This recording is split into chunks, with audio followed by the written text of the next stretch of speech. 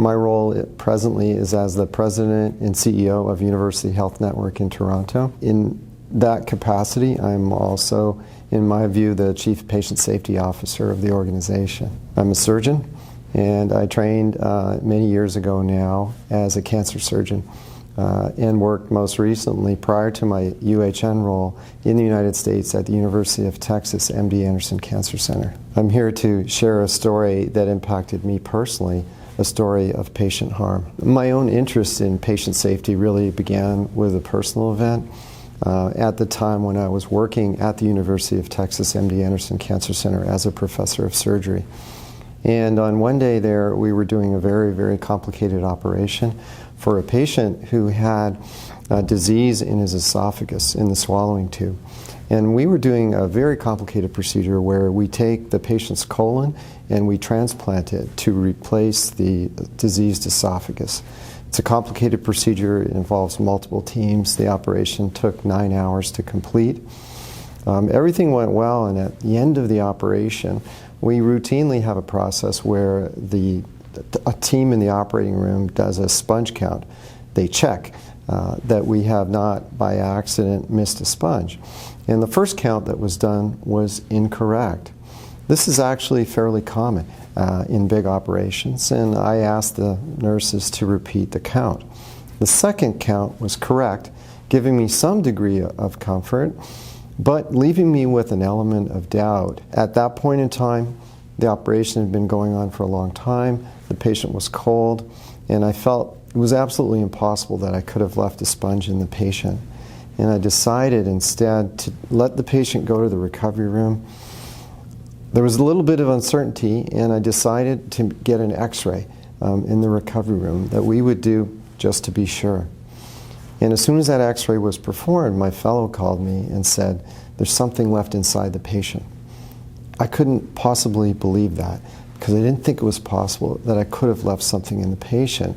But there was nagging doubt because there were two conflicting pieces of information as I tried to reconcile first the incorrect count and then the correct count. I couldn't believe that we had possibly left something in the patient, and so I asked the fellow. We went to the bedside together. We took a different type of x-ray, this time going across the patient. And when we did the second x-ray, we could see that definitely there was something left inside the patient. When I looked at the two x-rays that had been done, I couldn't, for the life of me, figure out what that was. And I realized at that moment that during my surgical training, during my fellowship training, in textbooks, in exams, I had never seen x-rays of foreign bodies that had been left inside patients. And as a result, I couldn't identify the foreign body, the material that I had left inside the patient. So I went to talk to the patient's wife immediately.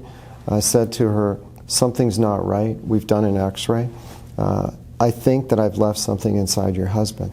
As I left the first conversation with her, I remember vividly walking down the hallway with my head down, thinking, how could this have happened?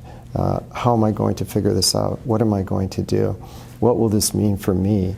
Could this affect my family? I had reached, in many ways, the pinnacle of my career. I'd been promoted to a full professor after 10 years on the faculty. I was doing amazing, high-end technical surgery.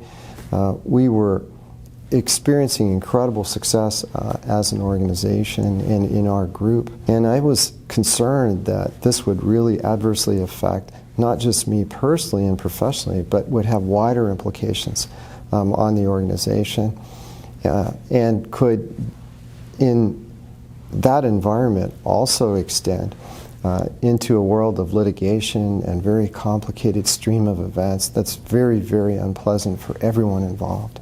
The fellow and I proceeded over a period of about 6 hours to x-ray every piece of equipment that we used in the operation that could possibly resemble the appearance of what we saw on the x-ray. By 2 o'clock in the morning, I finally realized this has to be a sponge.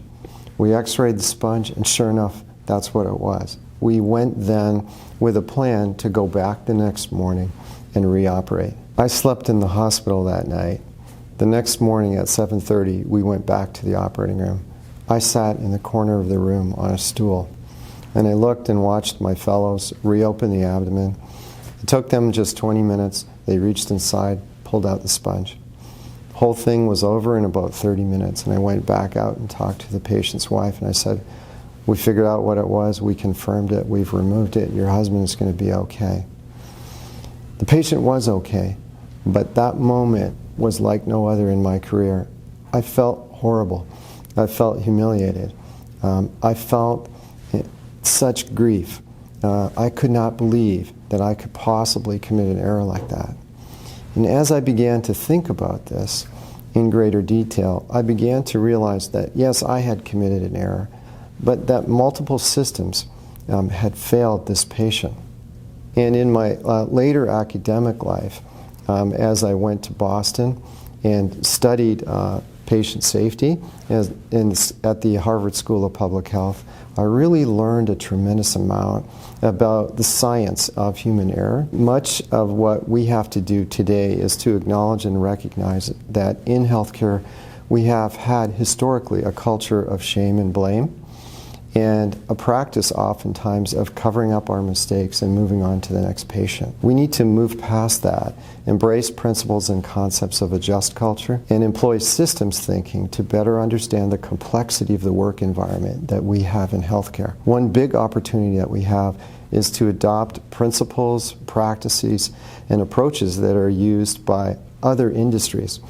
If we look at the gains that have been made in commercial aviation or in nuclear power or chemical manufacturing, those industries are often grouped together as high reliability organizations by academics.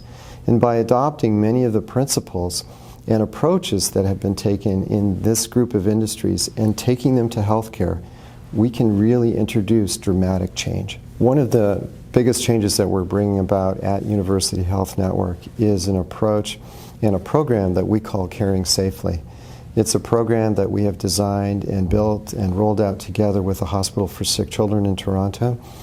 It really brings about a structured approach to patient safety that begins with an effort to bring about a just culture, to bring about an approach that encourages a process of speaking up on safety, an approach that extends not only to patients but also to employees and to workplace safety. I think patients and families do understand the complexity of medical care the way it's delivered today.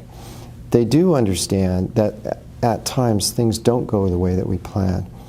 And the candor and honesty that we demonstrate, even the uncertainty that we convey in times when we don't know, that in a paradoxical way builds trust with those patients and families. Being involved in an episode like mine invokes tremendous emotions and all types of responses. Perhaps the best thing that can happen to many providers in this situation is to become safety champions, to realize that this event can spark an interest. Sometimes a change in your career trajectory can cause you to volunteer to be on a hospital committee, to read different literature, to understand that the science of human error is in fact a science, and that there's much that we have to learn. To think about the culture around safety in your organization or in your practice, and to really operate in the future as a champion for patient safety. Those champions, especially when they are physicians, have tremendous influence in the healthcare environment in which they work. This, in turn, can lead to saving thousands of lives.